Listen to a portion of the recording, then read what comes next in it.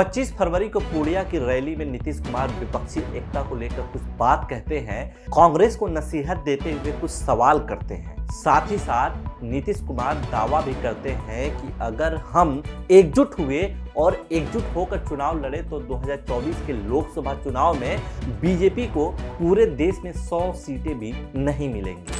बयान पर थोड़ी बहुत चर्चा हुई। बहुत सारे लोगों को लग रहा था कि नीतीश कुमार जी बस ऐसे ही ख्याली पुलाव पका रहे हैं, लेकिन ऐसा नहीं है। अब नीतीश कुमार कुछ ऐसा कर रहे हैं जो आजाद भारत के लोकतांत्रिक इतिहास में कभी नहीं हुआ है। सम को विषम और विषम को सम करने की कोशिश कर रहे हैं। लगभग अजेय हो चुके मोदी के विजय रथ को रोकने के लिए इस बार विपक्ष की कमान नीतीश कुमार के हाथों में है। इस कड़ी में नीतीश कुमार ने राहुल गांधी से मुलाकात की है। उनके साथ बिहार के उप मुख्यमंत्री तेजस्वी यादव और कांग्रेस के अध्यक्ष मल्लिकार्जुन खड़गे भी साथ थे। मुलाकात को ऐतिहासिक बताते हुए राहुल गांधी लिखते हैं कि विचारधारा की इस लड़ाई में विपक्ष की एकता की ओर से आज एक ऐतिहासिक कदम लिया गया है। साथ खड़े हैं, साथ लड़ेंगे भारत के लिए। राहुल गांधी से मिलने के थोड़ी देर बाद ही वो आम आदमी पार्टी के राष्ट्रीय संयोजक अरविंद केजरीवाल से भी मिलने पहुंचे।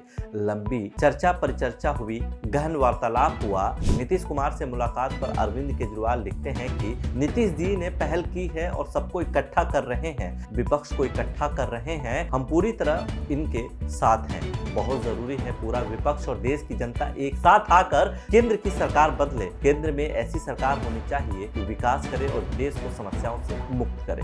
ऐसा नहीं है कि इस मुहिम में नीतीश कुमार अकेले हैं। भारत जोड़ो यात्रा के दौरान जिस तरह से विपक्ष के लोग राहुल गांधी के साथ कदम से कदम मिलाकर चले, तभी से लगने लगा कि अंदर खाने में काफी कुछ पक रहा है। राहुल गांधी की संसद सदस्यता रद्द होने के बाद जिस तरह से उनको विपक्ष के बड़े नेताओं, जिसमें अरविंद केजरीवाल, ममता बनर्जी और चंद्रशेखर राव का समर्थन मिला, उससे इस बात पर स्पष्ट मुहर लग जाता है कि अब विपक्ष के सामने अपनी अस्मिता और अपने वजूद को बचाने की जंग है। अगर वो साथ नहीं आए तो पूरी राजनीति को ही खत्म किया जा सकता है। ऐसा भी नहीं है कि विपक्ष के महागठबंधन की जो कोशिशें चल रही हैं वो पहली बार है।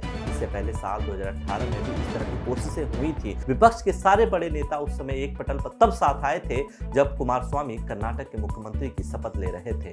लेकिन साल 2019 का चुनाव आते आते विपक्ष की एकता जो मजबूत दिख रही थी वो कहीं न कहीं बिखर गई। उसी का नतीजा था कि भाजपा ने एक बार फिर प्रचंड बहुमत से केंद्र की सत्ता में वापसी की। खैर, अभी स्थितियां 2018 और 19 के मुकाबले काफी बदल चुकी हैं। एक लाइन से विपक्ष के बड़े नेताओं, चाहे तेजस्वी यादव हो, चाहे ममता बनर्जी हो, चाहे अखिलेश यादव हो, चाहे अरविंद केजरीवाल हो, चाहे राहुल गांधी ही क्यों न हो, सरकार एक एक कर विपक्ष के नेताओं को चुन चुन कर प्रताड़ित कर रही है, परेशान कर रही है। वैसे तो नीतीश कुमार और कांग्रेस में काफी कुछ बात बन गई, ऐसा प्रतीत हो रहा है। सबसे बड़ा मामला जो उभर कर सामने आ रहा है कि विपक्ष का साझा प्रधानमंत्री पद का उम्मीदवार कौन होगा। अगर नीतीश कुमार खुद प्रधानमंत्री पद के उम्मीदवार होंगे तो क्या कांग्रेस एक्सेप्ट करेगी? अगर कांग्रेस का कोई प्रधानमंत्री पद का उम्मीदवार होता है तो क्या सारे विपक्षी दल उस पर सहमत होंगे? सीटों के बंटवारे के उलझे हुए गणित को कैसे सुलझाया जाएगा? ममता बनर्जी, अरविंद केजरीवाल, अखिलेश यादव जैसे नेताओं को एक नाव में बैठाकर कैसे